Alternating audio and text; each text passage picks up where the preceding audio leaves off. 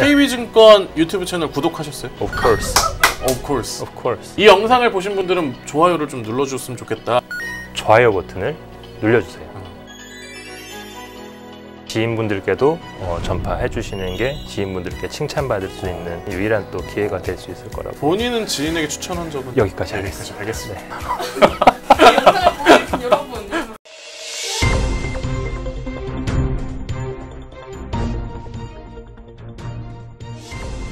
네, 안녕하세요. 이승종입니다. 오늘은 코로나19에 대응하고 있는 신흥국의 정책 트렌드, 매크로 지표, 그리고 향후 증시 흐름과 ETF 투자 전략까지 설명을 좀 해볼 텐데요. 제 옆에는 전문가분 모시고 얘기를 해보겠습니다. 안녕하세요. 자기소개 좀 부탁드릴게요. 안녕하십니까. 저는 KB증권 리서치센터에서 신흥국 투자 전략을 담당하고 있는 이창민 팀장입니다. 네. 자, 중국 경제가 예상보다 양호한 회복세를 연출하면서 신흥국 경기 지표도 좀 반등하는 모습을 보이고 있는데요. 하반기 이후에도 이런 모습이 이어지고 있는지 좀 궁금한 상황이에요. 신흥국 경기를 가늠할 수 있는 여러 지표가 있겠지만 글로벌 생산기지 그리고 관광업을 포함하고 있는 서비스업 지표, 마지막으로 교역 데이터를 통해서 전반적인 신흥국의 매크로 환경을 알아볼 수 있겠습니다. 하반기에도 신흥국의 제조업 경기는 회복되고 있습니다. 11개 주요 신흥국의 9월 제조업 구매자 관리 지수는 8월 대비 상승을 했고요. 네. 코로나19 이전 수준까지 회복했다는 점이 긍정적이라고 할 수가 있겠습니다. 교역 역시 점진적으로 개선이 되고 있고요. 또한 수입 성장률이 수출 성장률을 하회하고 있는 불황형 흑자 구조 역시 개선되고 있습니다. 네. 그럼 중국을 제외한 다른 아시아 국가는 어떤가요? 서비스업 경기도 글로벌리하게 개선세를 나타내고 있습니다. 다만 한 가지 좀 우려가 되는 것은 중국을 제외한 아시아 국가는 조금 사정이 다릅니다. 이 지역의 서비스업 PMI는 9월 기준으로 했을 때 2019년 평균의 한 85% 수준까지 회복을 했고요. 네. 선진국은 거의 100%를 넘었습니다. 그래서 따라서 좀 부진한 모습을 보인다. 이렇게 좀 말씀을 드릴 수가 있겠습니다. 네. 저는 이러한 부진을 고용의 관점에서 좀 생각을 해보았습니다. 먼저 이 코로나19의 경제적 파급 효과가 종사하는 업무의 숙련도 그리고 전문성에 따라서 양극화될 수 있다는 점입니다. 저희 같은 사무직 그리고 업무 전문성이 높은 이런 서비스업 종사자 같은 경우는 언택트 인프라를 활용해서 저희도 이제 재택근무를 하지 않습니까? 네네. 그런 것들을 할 수 있기 때문에 실직 위험이 상대적으로 좀 낮아지는 네네. 편이죠. 반면에 신흥국으로 다시 돌아가서 생각해 보면은 서비스업 중에서도 관광업이 어떻게 보면 주요 성장 산업이라고 할 수가 있는데요. 네. 이런 산업은 첫째 대면 산업이 될 거고요. 두 번째는 그 업무 숙련도 그리고 전문성을 이렇게 특히 좀 요구를 하지는 않습니다. 네. 신흥국 정부와 중앙은행이 사실 코로나19 극복을 위해서 어떠한 정책을 실시하고 있냐 이런 걸 또 많은 분들이 궁금해 하시거든요. 올해 들어서 어떤 특별한 트렌드가 나타났다거나 이런 게 있을까요? 맞습니다. 코로나19 이후 신흥국 통화 정책은 정부의 재정 정책을 보완하는 역할이 보다 더 강해졌습니다. 네. 인플레이션 그리고 중앙은행의 독립성 훼손을 우리가 문제 삼기보다는 소위 필요한 곳에 이제 직접 유동성을 공급하는 재정 우위 방식이 현 시대의 최적의 대안이라고 평가하는 분위기입니다. 네. 그 신흥국 역시 이러한 현대통화 이론이죠. MMT를 이제 적극적으로 활용을 하고 있는데요. 네. MMT는 지금까지는 신흥국이 부작용을 우려해서 최대한 지양했었던 정책 툴이기도 합니다. 네. 하지만 현재 같은 특수한 환경에서는 이 경기가 회복세를 보이더라도 급격한 긴축 정책으로 선회하기보다는 일정 수준의 경기 과열 그리고 인플레이션을 용인할 가능성이 높아졌습니다. 지금 MMT 얘기를 하셨는데 간단하게 그냥 뭐라고 할 수 있을까요?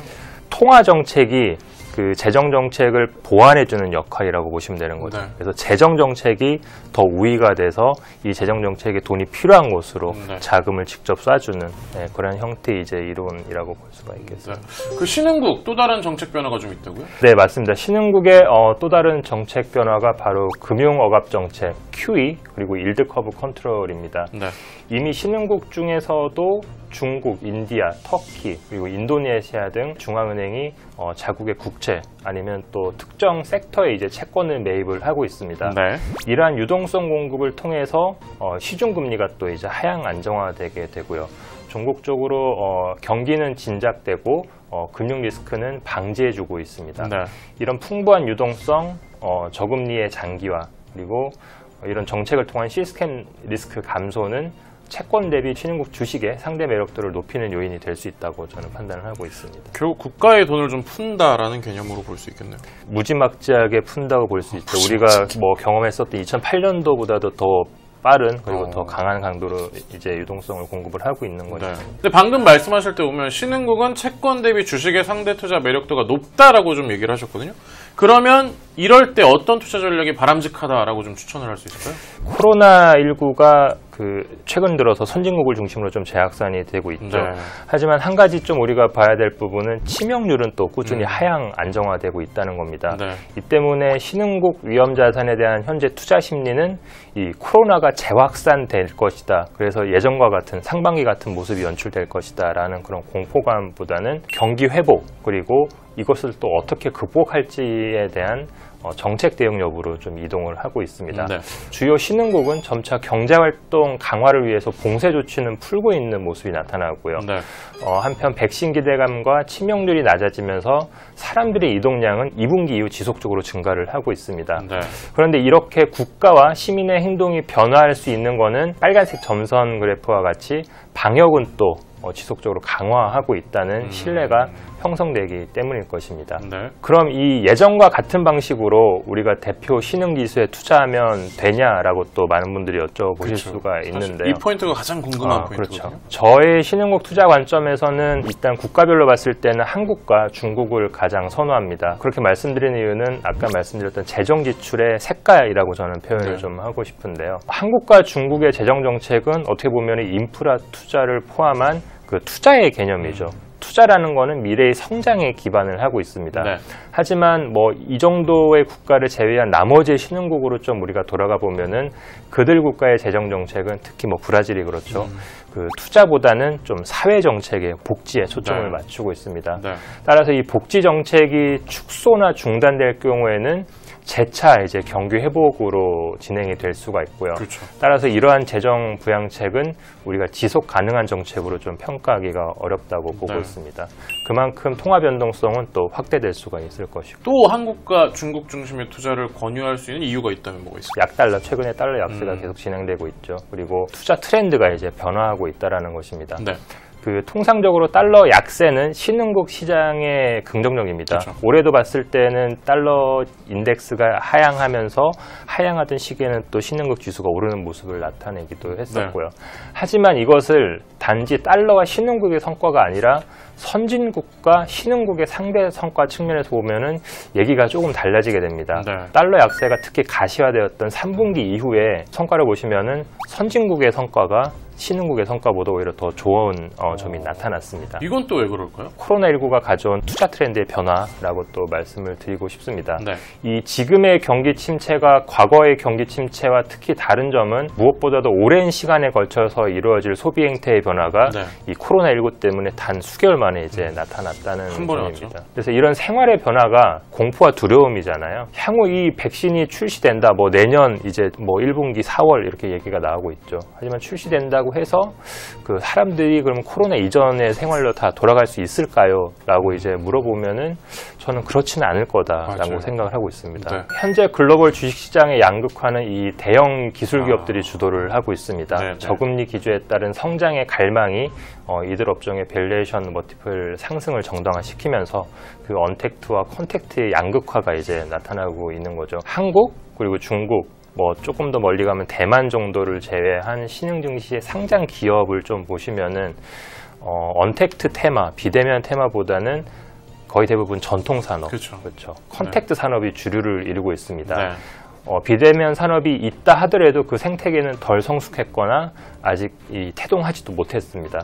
그 관련 기업의 상장 비중도 또 낮고요. 네. 그래서 실제로 4차 산업 그리고 언택트 비즈니스를 영위하는 기업이 다수 상장돼 있는 뭐 미국, 한국, 대만, 중국 같은 이런 증시의 빅테크 관련 기업 비중은 크게 증가했습니다. 자, 그럼 약달러, 재정 지출의 성격, 투자 트렌드까지 고려했을 때 중국과 한국 중심의 투자가 바람직할 거다 이렇게 좀 말씀을 해주셨는데요. 그럼 어떻게 투자하면 좀 더 나은 성과가 날 수 있을까요? 네. 결과적으로 내년 3반기에 백신이 출시되더라도 변화하는 산업과 소비 그리고 투자 트렌드는 마치 우리가 코로나 이전 시대부터 그래왔던 것처럼 네. 변하지 않을 가능성이 매우 높다고 보고 있습니다. 기존의 신흥국 투자 전략으로는 알파 성과를 달성하기 더욱 이제 어려운 환경이 되었고요. 네. 그리고 중장기 신흥국 성장 동력의 의문을 가진 투자 전략이 필요한 때라고 판단합니다. 네.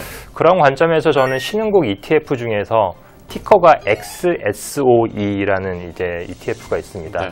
이 ETF를 알파 전략으로 투자를 제시드립니다. 동 ETF는 그 글로벌 빅테크 트렌드를 추종하는 신경제 비중이 높게 이제 편입이 되어 있고요. 네. 반면에 경영 효율성이 떨어지는 이 국영기업 비중은 낮은 종목에 투자를 하면서 국가별 비중으로 봤을 때는 한국과 또 중국 중심으로 가져갈 수가 있습니다. 네. 연초 이후 성과가 이미 2018년 하반기에 미중 무역 분쟁이 시작됐었던 초반이죠. 시작됐었던 시기에 고점을 이미 경신을 했고요. MSCI EM 지수를 추종하는 ETF보다도 최근 10% 가량 아웃퍼폼하고 있습니다. 동 ETF를 통해서 동일한 신흥국 투자를 하시더라도 기존 방식과는 차별화된 성과를 향유할 수 있을 것으로 저는 판단합니다. XSOE라고 있는데요. 네네. SOE의 비중이 낮은 종목이라고 했잖아요. 네. SOE가 싫어 이런 의미예요? X. 그쵸, except, 아. 돌발 지문이시네요. except, X. X. OX로 생각해요. 그러실 수 있습니다. 네. 그렇게 진지하게 얘기하시니까 죄송합니다. X였군요. 성격이 진지해서.